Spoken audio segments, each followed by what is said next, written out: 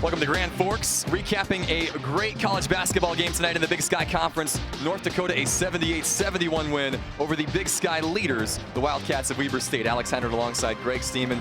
We just witnessed a really fun basketball game to be a part of, Greg. And in order to make it a really good college basketball team, you need two teams that play well. And I think North Dakota and Weber State fit the bill tonight. I thought even though there were struggles at times, it was because of how well the other team was playing on the other side. Two good teams, great environment, and really a great home win for North Dakota. Weber State came in 8-1 in the Big Sky in the season, atop the league. North Dakota in a big fight for one of those top 4 spots, currently tied for 3rd at 6-4. And this thing got started right away with both teams throwing some pretty big haymakers early on, beginning with Jeremy Singlin, one of the leading scorers since Weber State team. He got it going right off the bat. Yeah, he really did. He got it going off the bat and never cooled off. And Weber State needed everything he was able to put up tonight. Here you see him hitting a couple ones. This isn't him, but it's off the miss. He comes down and makes North Dakota pay. And to North Dakota's credit, they didn't crumble because this guy was also a factor that they were worried about. One of his few baskets on the evening, Bollenboy.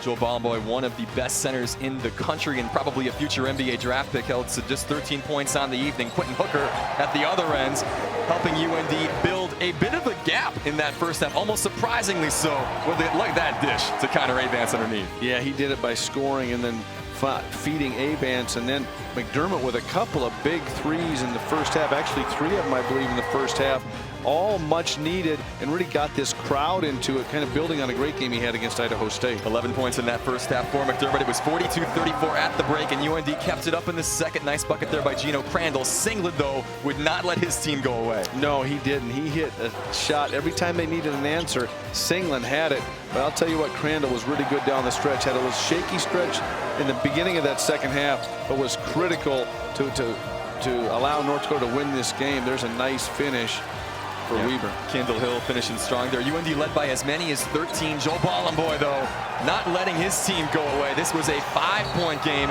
in the closing stretches. UND, though, hit their free throws. And right there, a big steal and a dunk at the end by Gino Crandall to seal it, this one. 7-point victory for the Fighting Hawks. That was, you talked about it. You look at that free throw number, 21 out of 24. I think they only missed 1 down the stretch, and that's what allowed them to maintain that lead and hold on for the win.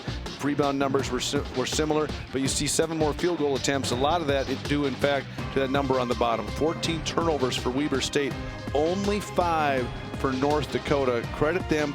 Late in the game, they got shots up, or they got scoring opportunities instead of not getting them and turning it over. Yeah, and UND taking those 14 turnovers, converting them into 18 points, which is a big deal for them. 5 players, by the way, in double figures for UND, led by Gino Crandall's 21, Quentin Hooker with 18 as well, Jeremy Singlin finishing with 28 for Weber State. But North Dakota gets a big win. They now improve to 7-4 in Big Sky play. Looking ahead, though, a couple of tough games on the horizon with Eastern Washington and Idaho next up on the road for the Fighting Hawks. Yeah, they're going to be difficult. They were able to beat Eastern Washington at home. Idaho already got them once here, but this is a team that continues to grow, continues to mature, and most importantly, continues to gain confidence.